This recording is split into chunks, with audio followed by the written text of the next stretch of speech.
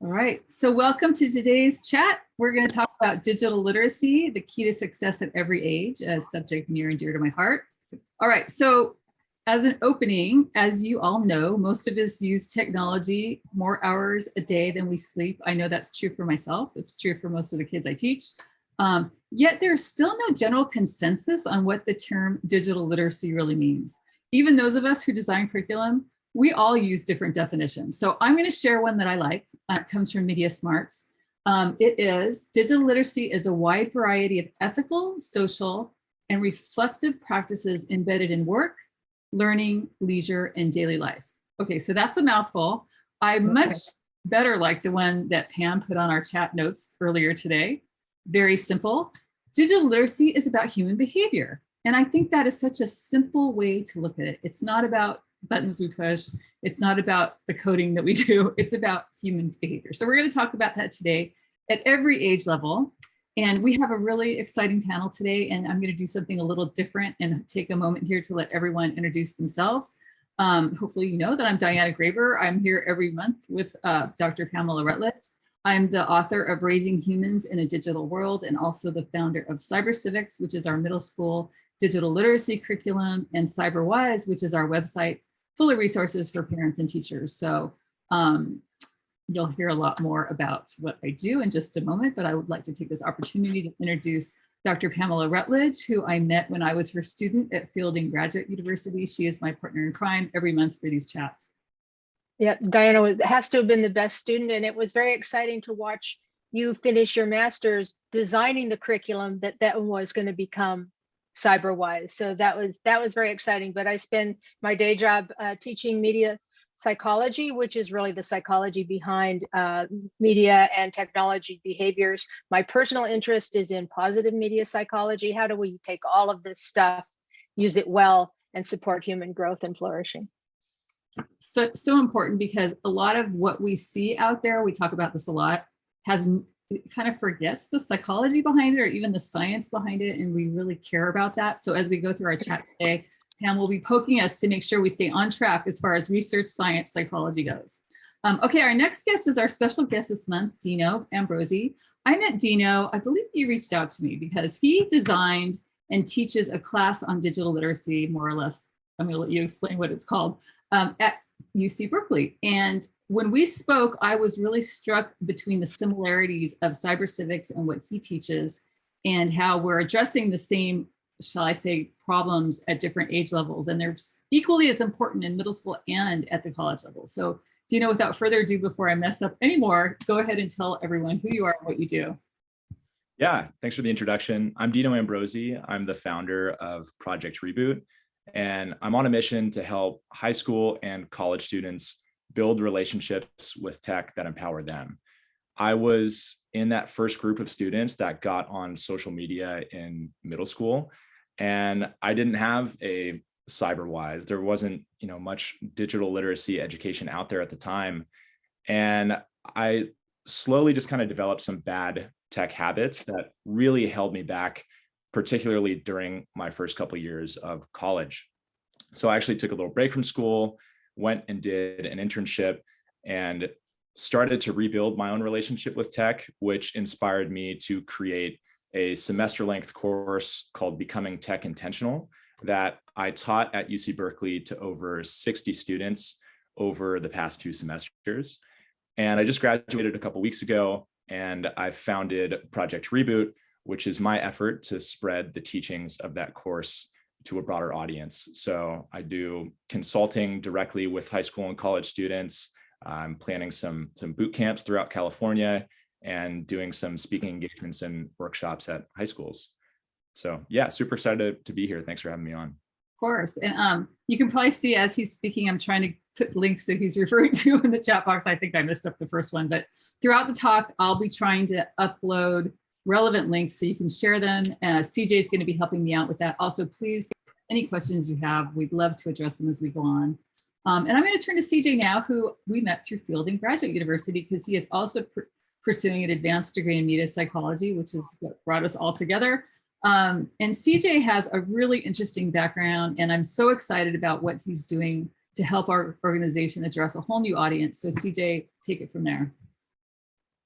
Yeah, so I currently work in the kids media space in streaming, and work with some of the kind of biggest brands in kids entertainment. And the way I kind of got involved with Cyberwise was I realized that I felt like I had kind of an ethical responsibility to understand how media kind of affects kids and their brains and their psychology, because I was doing things that were affecting what kids watched. And I was like, I don't know what I'm doing or if this is good or bad or what.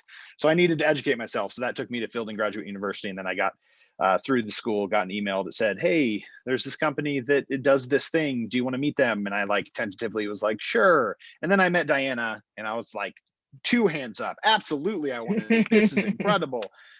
And so that kind of led me here, and I'm bringing my kids media expertise, and specifically in entertainment and streaming, to this conversation. All right, well, let's start with you, because we're going to kind of work our way from the youngest kids up to the oldest. All of us are kids, right? To the oldest. And so CJ, kids are spending more time than ever watching streaming media. And it's starting at really young ages. And no matter what the recommendations are, it's impossible for, and I know this firsthand because my kids went to a Waldorf school, we tried. It's impossible to shield kids from media at any age, because whether they're watching it or not, their peers are, and they're talking about it. It's part of their culture. So let's talk about how kids, how are they gleaning? What are they gleaning from these media messages? And how is that laying the foundation for digital literacy?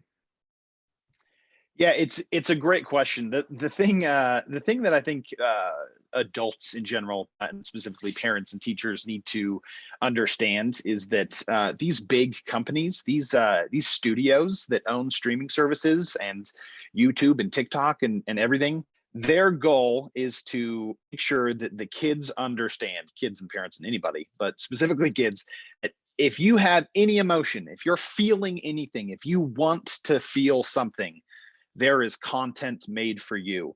There's money that is put into content research to help these studios understand what content they need to make to address a certain age group and a certain demographic and a certain feeling and tone. And so with so much content out there, that's kind of what kids are coming to realize, is that there is something for them if they want to be entertained, if they're bored, if they're angry, if they're mad, they want to feel uplifted, if they want to feel sad, whatever emotion, there is content out there somewhere. So when it comes to kind of digital literacy and understanding that, is that this is a really big tool. Media and how you kind of bring media into your kid's life can be really scary and overwhelming, because how do you possibly keep your mind and eye around all of the content that they're watching, and how can you watch everything they're watching? But it really comes down to helping kids use media they watch as a tool. So instead of if they're feeling emotion like boredom or anger or sadness, instead of just distracting them with an iPad and putting something on for them because that's the easiest way to deal with the problem, help them kind of be okay with those emotions, help them be okay not being okay, if that makes sense. And then if they can kind of understand the emotions a little bit more, then they can learn how to use media as a tool instead of like a crutch, if that makes sense. Or as Dino, I heard you say a couple of days ago, that digital pacifier. If they're kind of confronted with something they don't like, then they just kind of go straight to the digital pacifier. So trying to avoid that in understanding that there is media made for anything. So being intentional about what you use media for is kind of step one at a young age. Yeah, and I think that goes back to what almost every, sorry, now I know I got to jump on this before I forget. But so I think that goes back to what every expert will say. Co-view is so important when kids are young. Sorry, folks, but that takes time. Co-view and talk about what they're watching. Like, this is a great time. Emotions are so important to build when kids are young, because they're going to need to read those emotions in digital spaces throughout their life. And so to talk about those emotions and help them sort them out when they're young, I think is so important. Hopefully I didn't jump on you, Pam. No, that's fine. The only danger is that somehow between then and now I've completely forgotten what I was going to say. But No, but what I just wanted to add, CJ, I mean, you're absolutely right. But I want to make sure that parents and teachers are aware it's not always bad to use something to regulate your emotions. It's the awareness of that. And obviously, with little kids, you have to teach them that. So, coupled with that recognition of emotion is really naming the emotions, right? Talking with kids about what they're feeling, naming the emotions so that they have a way of thinking about it, and then slowly starting to teach them the skills of self-regulation. It doesn't just apply to technology. It's the single most important tool you can give your child for success for their entire lifespan, is the ability to be intentional, as Dina was talking about, rather than being moved along by momentum. So I think that just that parents aren't very good usually at saying, oh, you're feeling angry, that's okay, or are you feeling sad? And so just to mirror those things back can make a huge amount of difference in then being able to guide the media use.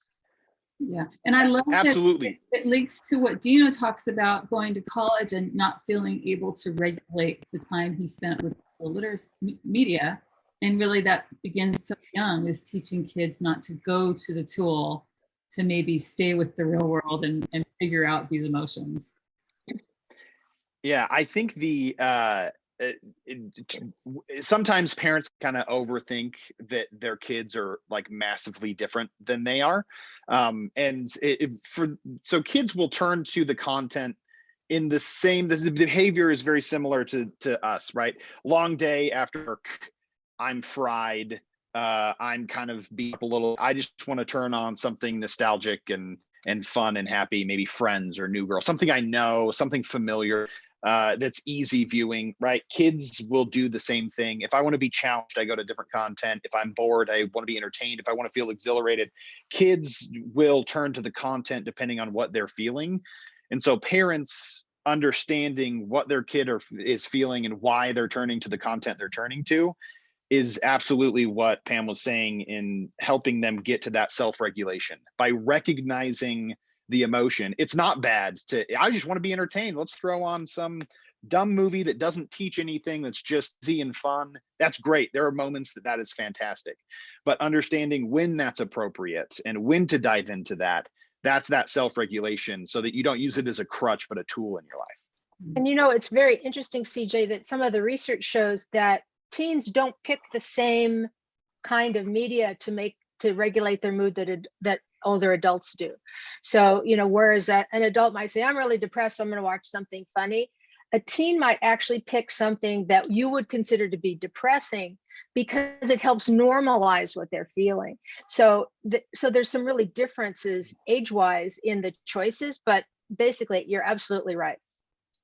Yeah, and something that we've talked a lot about internally is, kids learning values from the media that they watch. And CJ hasn't mentioned it yet, but we're actually launching another podcast, What Kids Watch, a parent's guide to, I'm sorry, I've mangled the name.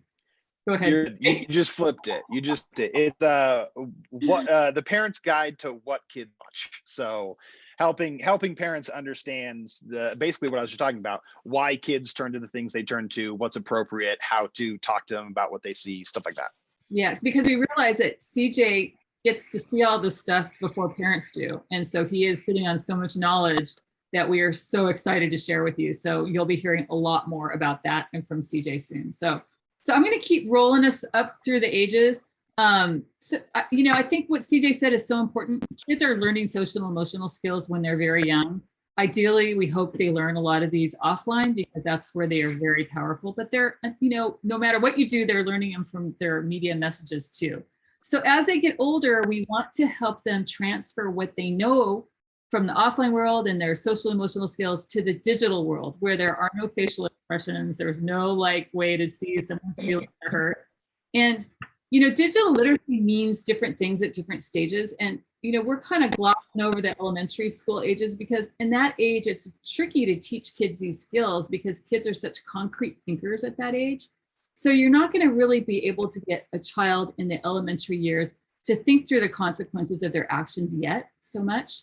You can teach them black and white, you can teach them right and wrong, and that works great up until a certain point. When kids reach middle school, all of a sudden they start developing that abstract thinking, and they're able to think ethically, and they can think through the consequences of their actions. And that is such a prime time to start teaching them digital literacy in school. That's what we do through cyber civics. Our curriculum is 6th, 7th, and 8th grade. And in our view, digital literacy is what Pam said earlier, human behaviors online. So we touch everything from your reputation online, to online safety, to cyberbullying, to media messages, to misinformation, the whole gamut. And the point here is kids in middle school are just primed for this because it's a time in their life when they're detaching from their family of origin, they're connecting with their peers. So you want to do lessons where they're working together and debating and thinking. As you know, if you had a teenager, as they reach the teenage years, it's when they want to poke everything and they question everything and they want to defy authority. That's great. When they learn the authority is like the guy sending them information, the algorithm sending them information on their phones, that's what they poke against and they think about and they rebel against. So it's a very powerful time to teach them about rabbit holes and misinformation and disinformation and all of that. So, you know, I'm passionate about giving kids these skills in middle school. I am astounded when schools don't offer them, because a child who cannot read the internet today, cannot know how to write on the internet, which is a skill in itself, is really disadvantaged no matter what career they go into, what field they go into. And again, you know, I'm stoked that Dino's doing this at the college level. I wish that he and his peers had this in middle school so that when they got to college, they could do even more incredible things with the tools at hand. But, you know, we're all working towards that slowly and surely. And I think that hopefully schools will realize how essential these skills are. Yes. I'll just add something, right? Obviously, I'm a big fan of CyberWise, but I think what is really important for people to understand about what you're doing is that it is completely different from most digital literacy training courses. It is about the fundamentals. You do at least half of your lessons with no technology at all, because you're teaching them about core concepts of human behavior, about relationships, about values, about decision-making and choice. And that's so important because the technology, you know, my mantra, it's not about the tools. The technology changes like in a minute. You know, if we had written a book to be published 2 years ago, it wouldn't have TikTok in it now. So it's really important to teach those skills foundationally so that they're prepared for the next TikTok or the next Instagram and can manage it skillfully rather than just knowing where the privacy buttons are. Right. And I always think back to this student I had, oh gosh, so long ago. He's the same age as my youngest daughter, so he's 23. And at the time I was teaching about digital reputation, you know, don't post this online, it could hurt you someday if you apply for a job. So then connected with him years later and he said, Mrs. Graber, I actually applied for a job and the guy asked me to pull out my phone and he went through my Instagram account to see what I had posted, which I think is borderline illegal, but anyway. I'm pretty sure, yes. And he said, when you were teaching us this, there wasn't even an Instagram back then. And like now it happens. So I was like, there just proves what Pam said. It's like, we're not teaching about tools, we're teaching about behaviors that these kids will use online and off. And so I'm going to go straight to Dino now because he really is our special guest. And I think it's so exciting that he has designed a course that addresses this at the college level, which I think is extremely unique. And it comes from his personal story of struggling with all this. So Dino, why don't you start with telling us your personal story and how you came to design this course? Yeah, definitely. So as I mentioned earlier, I didn't have a digital literacy curriculum like this in middle school or high school. And I think that definitely played a part in me developing an unhealthy relationship with tech. But I think it was really more than that. Broadly, I just was not very prepared for the transition from high school into college. High school is very, very structured. Your time is almost managed for you in a sense. You show up to school, you go from class to class to class, you've got study hall and extracurriculars, and then you come home and you live at home with your parents and do your homework at night. It's very A to B, clear what you need to do to succeed, at least at the high school that I went to.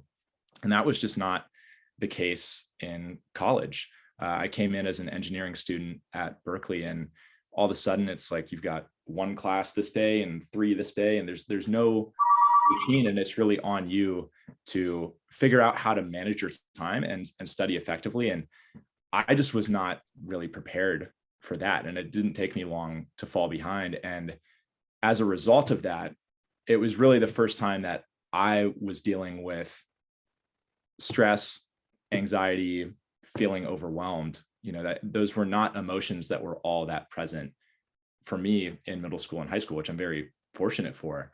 And I think that that is a good thing in college, right? Like, you should be challenged. If you don't feel some level of stress, it's probably too easy, and you're not going to achieve the level of growth that you really should throughout college. But I think this is where my lack of digital literacy education really kind of bit me a little bit, is I did not recognize the addictive potential of social media apps in particular and my smartphone. And I used those as a way to escape those emotions, essentially. And as CJ mentioned, this term digital pacifier, I think I built up a habit loop that so many people have today, particularly college students, which is any uncomfortable emotion, whether that's stress, anxiety, feeling overwhelmed, feeling bored, became a cue for me to almost unconsciously pull up Instagram or YouTube and start scrolling. And slowly, I just started my screen time increased, and it got to the point where I was watching 4+ hours a day of YouTube and Instagram, and literally scrolling more than I was studying. And of course, that cycle of uncomfortable emotion becomes a cue for scrolling is self-reinforcing, because by spending all of that time on social media and YouTube, I'm procrastinating school, which is going to add more stress and anxiety. And it was just it was a bad spiral that I kind of got sent down a little bit. And I actually took some time off of school. I got fortunate in a sense. I got an opportunity to go do an internship. And the reason that I took that was largely because I recognized I needed to hit the reset button. So I moved out to New York.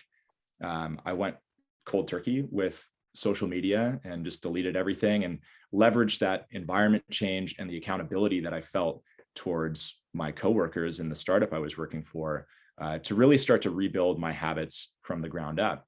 And slowly things started to get a lot better. My mental health definitely improved pretty dramatically. I felt like my ability to self-regulate and be intentional and be mindful increased dramatically. I got into a lot better shape. I started running marathons, and all these different aspects of my life really improved. And about 8 months into that internship experience, I kind of had this aha moment that this all centered around me rebuilding my digital habits in particular, and changing the way that I interact with tech. And I recognized that so many of the challenges that I faced in college could have been avoided had I had a more comprehensive curriculum on interacting with social media, and had I just taken some time to take a step back and really analyze what it is that I want to get out of these services and how much of my time they're worth, as well as, just developing my capacity to self-regulate and be mindful, and putting up some guardrails on my devices themselves to make it more difficult to engage with them unintentionally. So yeah, that's what motivated me to develop the course that I taught the last 2 semesters. And it's been a wild journey with a lot of ups and downs, but I'm thankful that I went through those struggles in those first couple of years, because I really would not be where I'm at today without them. I think that's such an incredible story. And the one thing I wanted to ask before I go to Pam, because I see she's got a question, I always like checking before you, sorry, Pam, is so are you going to make this more widely available other than just at Cal? How is that working right now?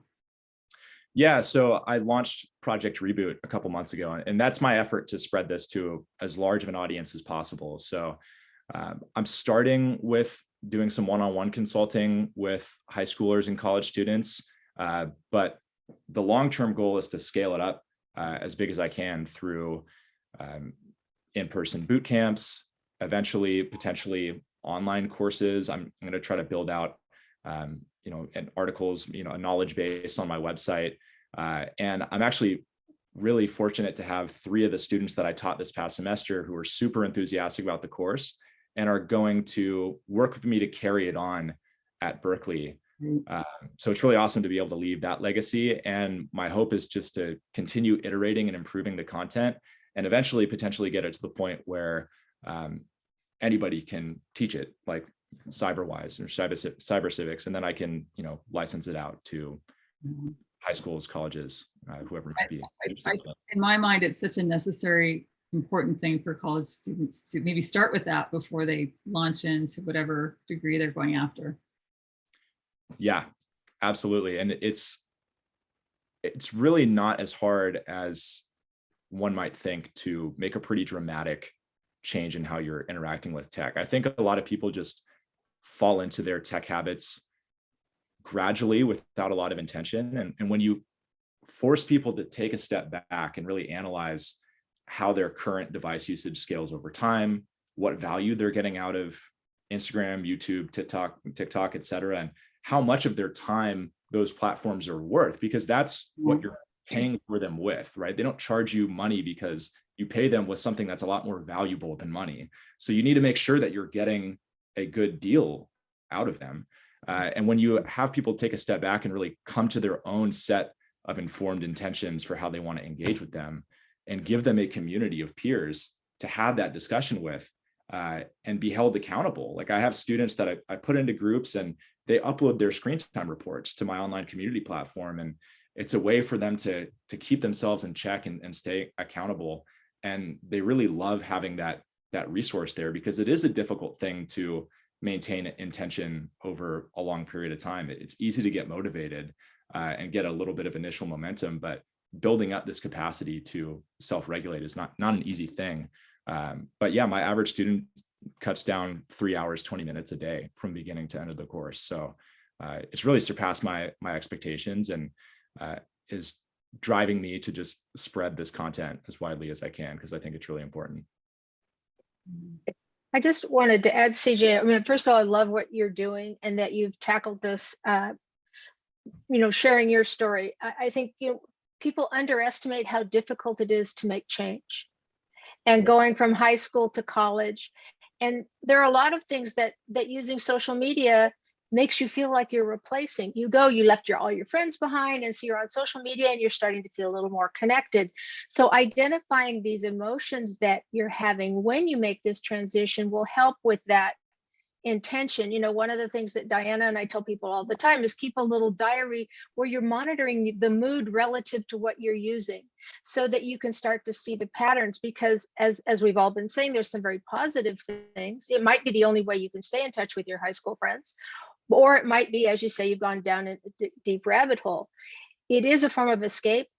It's probably healthier than some other ones college students have been known to try. So the idea that you need to escape from that stress is not new. It's not like social media sitting over there going, aha, this sort of new thing, but it is a very powerful tool that is very physically rewarding, especially when you are down in the dumps. So you're getting that mood uplift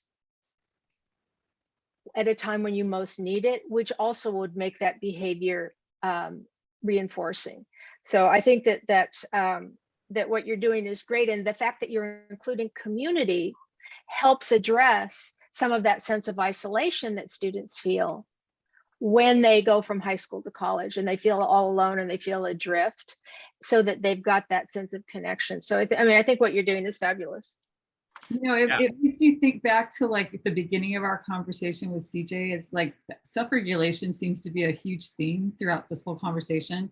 And like, I think about, today parenting, it's so easy if a child's bored or grumpy or whatever, hand them the iPad and they'll be quiet, and it's like, I get it.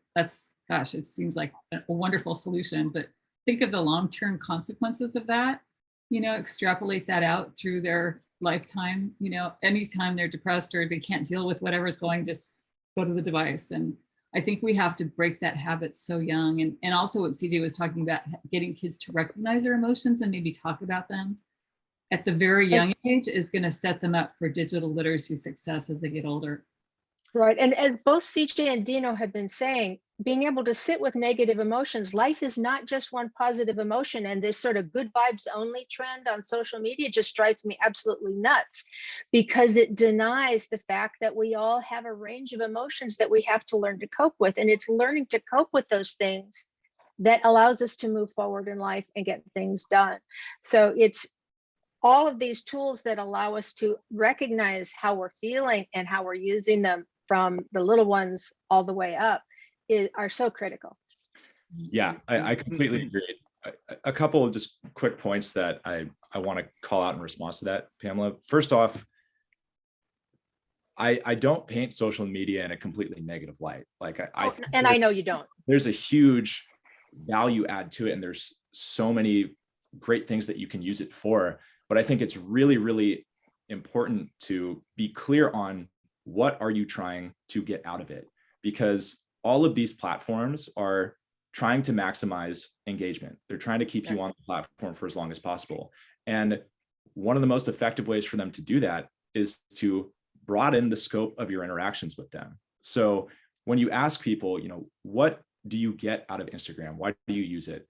The first and foremost, the biggest response is, I use it to connect with people. I want to stay close to my friends, right? I want to see what they're doing. We're off at different schools. I want to stay up to date on their lives. And that's a really important and valuable thing.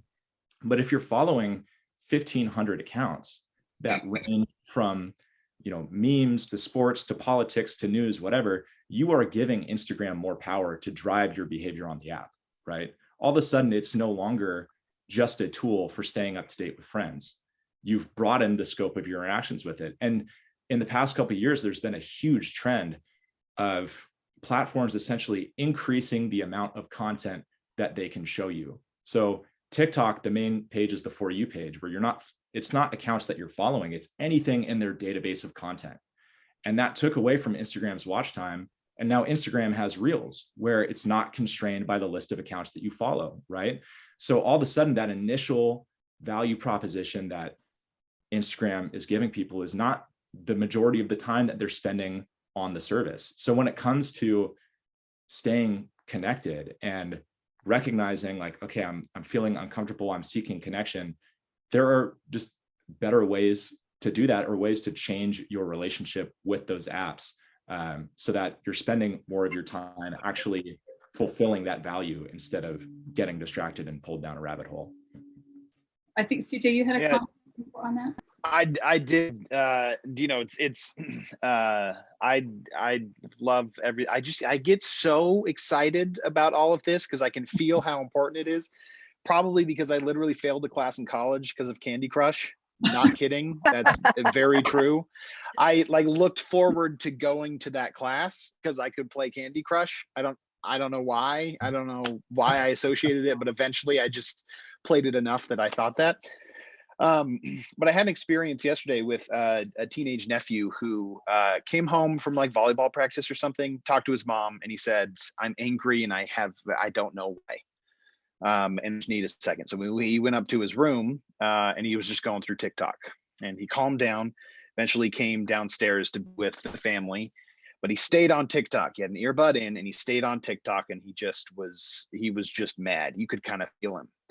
And I kind of sat there and obviously with this being the topic of so much of my life right now, I was like, hey, how do I break this? How do I get him to look away from TikTok just for a second so that we can acknowledge what he's feeling and talk about why?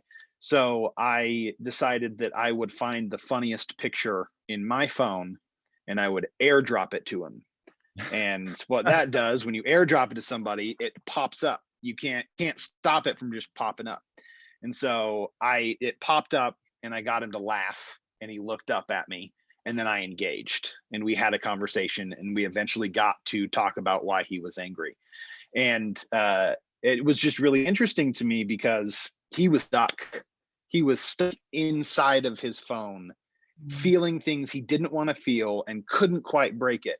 And to just get just like a moment, just a sliver of time where I could get him to look up, acknowledge, and it worked out for me. It's not always that easy, especially with teenagers, right? But the idea that taking a second to stop and communicate and learn and better understand your emotions in a moment can totally shift the behavior and thus your long-term relationship with a device and with the technology in your life. CJ, that's such an awesome story, and it illustrates so powerfully how important it is to talk about these things in real life. And I feel so blessed when I get to teach cyber civics in the classroom, and I know the other teachers that do it feel the same way, is that we are opening a door for these kids to talk about the things they're dealing with that they can't bring up maybe with parents, but they could talk about with their peers. And there is not a week that goes by that something that they've dealt with online needs to be hashed out in real time in real life. And I will say this, what drives me nuts is digital literacy curriculum that's delivered on a screen, like a kid just reading, like, don't click on this. That is just not digital literacy education, people. Please do not teach your kids that way. This is an interaction. You need to discuss these things. They're dealing with a lot. So I think it's really cool, that story. It's so important for people to listen to. Yeah, and CJ, what you're touching on is you've given him a stopping cue, right? And that is it can be a digital environment design tactic, and you can put those in place on your own. Like Apple has the ability to set, screen time limits that pop up you've gone over your daily limit. Do you want to continue? And just yes, having that second, most people will just breeze right by. You can't set up a passcode and give it to a friend so that it's harder to just breeze by. But even just taking, a second to pause, because that is a persuasive design technique that social media platforms have employed. It used to be they would load 25 pieces of content and then it'd have to refresh and then more stuff would come in. Now it's just an infinite scroll, right? That's really hard to escape. So I think CJ just shared in the chat a big list of digital environment design practices that I recommend to students in the course. Just ways to go beyond the default settings on your devices to make them easier to engage with intentionally. So if you're looking for ways to cut down on social media time or whatever it may be, I really recommend you go check that out. It's really interesting to see when we go through all those in the class. Often students will have like a 40% decrease in screen time from the week before to that week, or cut down the amount of times that they're picking up their phone by almost half. So, don't underestimate the importance of environment design. And when we talk about, self-regulation, that's a muscle that you build up over time, but you can make things a lot easier on yourself by just adding friction and kind of putting up guardrails to prevent you from going down rabbit holes. I want to point out that what Dino's describing is exactly the behavior modification techniques you would use to change any behavior. And probably the best equivalent here is when you're trying to change what you eat, because food is physically rewarding, just like social media is physically rewarding, and that you create ways of helping yourself achieve your goal. And I love that that's what you're doing. You're not saying, oh, technology is bad like so many people do. You're saying it can be very powerful as long as you decide what it is you want to do with it. And the same with food, that there's just these things that you put in place to remind yourself of your goal so that then you can exercise intention. Yeah. So we have a question. I think Pam's probably going to be able to answer this one. Is anyone working on VR safety? A big concern is young children playing games that are not meant for young kids. My son is almost 12 and sees problems where younger kids don't know how to identify cyberbullying or how to report it. They should be having cyber civics lessons because they would know how to do this if they had those lessons. He finds himself in situations where young children need help and don't have the adults with them in the VR game. He tries to show them how to report cyberbullying, but some kids are too young to comprehend those instructions or too young to read. Now, those kids should not be on VR. There's not a lot of research, but the research that's coming in is raising serious questions about the impact of VR on cognitive development. You're not going to change, turn your kids into morons or anything. But what I'm talking about is that it has an impact and we don't know what it is. It has also an impact in your perception of reality. So I'm impressed that the 12-year-old can navigate it, because to me, that would be sort of an iffy question as well. But parents, if your kids are using VR at any age, you need to see what it is they're seeing there, because younger children, as Diana was describing, don't have very complex thinking, and they're going to have a much more difficult time differentiating reality from VR fiction. And that can be very detrimental emotionally as well as psychologically. That's a great answer, Pam. And the other thing, this makes me think of a story I wrote about in my book, where a young kid in my class told me that he was playing a game and a new kid came on, and they were using Discord so he could hear voices, and you could tell the new kid was really young by his voice. And so it was a thing where the older players would like make fun of the younger player, and he could hear the kid crying. And he said what he did is he told the kid, dude, first of all, you shouldn't be here. And second of all, why don't you mute so you don't hear what they're saying? So anyway, it's like these young kids just are not ready for this stuff. And then secondly, it's so easy to teach kids how to identify cyberbullying, what to do when they see it, how to report it, how to differentiate it from digital drama.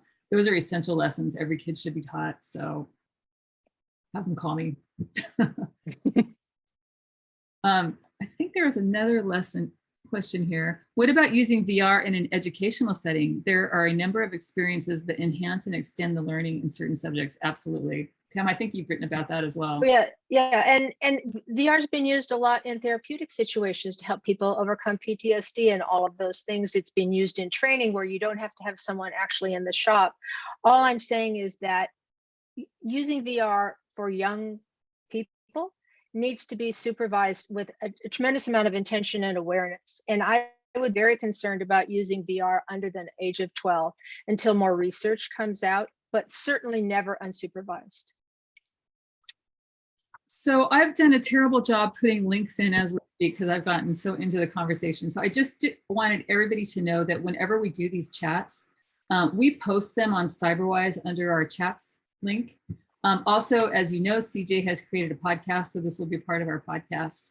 And so you can always find this information later. And what I'm going to try to do too is put some of those links on that page as well. Any other questions before we wrap up here? Oh, CJ's getting some links in there. Thank you. So usually when we finish these talks, we go around and we give our top tips for parents, but I'm going to do it a little differently today. I think that we want to each give away our top takeaway from today because we've talked about a lot of different topics. So if there was one takeaway from today, and we're going to start with the youngest again, sorry, CJ, to put you on the spot, what would be the one takeaway regarding digital literacy skills that you would leave listeners with? Probably for me, this is kind of bringing it around full circle. In doing the studying that I've been doing within media psychology and applying it to kids, the biggest thing you figure out about kids, and any parent will understand this just by being a parent, is that kids they see what you do and they do what you do, and that you are the prime example for them. So the biggest takeaway for me is going to be if I'm trying to teach kids this, and though I'm not a dad, I have I think 32 nieces and nephews. So I need, it's a lot. Yeah, it's a lot.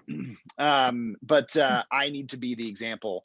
And I know that there are times that my phone is a digital pacifier for myself. So basically the takeaway is I need to take everything that we've done and apply it to myself, not just kids, but understand that I'm as responsible to lead this charge as anybody. That's great, CJ. Thank you. And Pam, what would be your top takeaway from today? I guess I would want to emphasize that digital literacy isn't about just reading and writing. Literacy calls that up in our minds because we're used to thinking of literacy as a reading, writing thing. Digital literacy is really navigating this digital space that's so critical, and we aren't very good at bringing our offline skills into the online environment, setting boundaries, saying no, and so recognizing that we have the ability to turn it off, log out, change who you see, curate your feeds. All of those things are ways of managing your environment just like you would offline. You don't go to parties with people you don't like, but you'll scroll through accounts of people that annoy you. So you really have to be intentional, as Dina was saying, about your use and recognize that you have that, you own you. Yeah, I like that. You own you. That's a great line. Might use that in a blog post someday. All right, Dina, what would be your big takeaway from today? Yeah, it's a good question. I would say that tech has the power to hold you back and the power to lift you to new heights. And the direction that it pushes you is really just a function of your ability to engage with it intentionally. I think we have such amazing tools at our fingertips that, as I was saying, just not really very well educated on how to tap into them. One piece that we didn't really touch today is the plus side of having your devices for school. Again, I mentioned, a big impetus for my damaging relationship with tech was I was not good at managing my time or studying. And now we have this extension of ourselves with perfect memory and access to all the information humans have ever produced. And if we can learn how to tap into that, it can really, really propel us to new heights in school and beyond. So I would say that if you find that tech is holding you back, just try to take a step back and really analyze what you want to get out of it and approach that relationship with a lot more intention. And please reach out to me if you're looking for help with that. I'm always eager to jump on a call and talk with anybody. So yeah, thanks so much for having me on. This was awesome. Well, absolutely. I am so impressed with what you're doing, and I know that we'll stay in touch. I'm going to try to be as good as I can about letting people know where to find you and how to access your resources. So definitely keep me posted. Thank you. And I have to say, you inspired my takeaway today, because as you were speaking, I was flashing back to, had there been these things when I was in college. I went to UCLA, and I was thinking, gosh, all those frat parties where you're forced to engage with people that you don't know, and you're shy or meeting people, you had to talk because there was nothing else to do.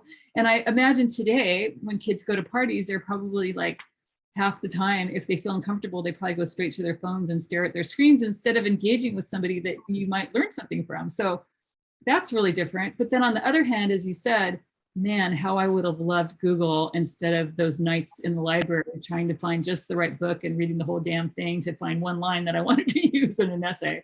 So the pluses and minuses, right? And I think for parents to remember, we're preparing kids for a very different world than what we grew up in. And so they absolutely need all those skills that we talked about today in order to maximize the potential that digital tools offer us. So hopefully we've left you with some tips today. Our next chat is going to be in 1 month. We've decided today on July 14th. We're going to tackle the topic of sextortion. If you don't know what that is, there's been a couple of very just heartbreaking cases in the news over the last couple of months of kids taking their lives because of sextortion. So we will unpack what that is, how to make it stop, hopefully. And we're going to have the White Hatter, my friend Darren Lauer, who is a former officer in Canada now, who leads an online safety organization, who has a lot of expertise on this topic. So we're looking forward to that. So once again, thank you so much for what you brought today. It was wonderful. CJ, as always, thank you. And Dr. Pam, you always bring all your expertise to the table. So thank you all. I hope everyone has a wonderful day. Thanks for joining us this month. We hope to see you next time. Bye. Thank you. Thanks, everybody. Bye, guys. Thank you.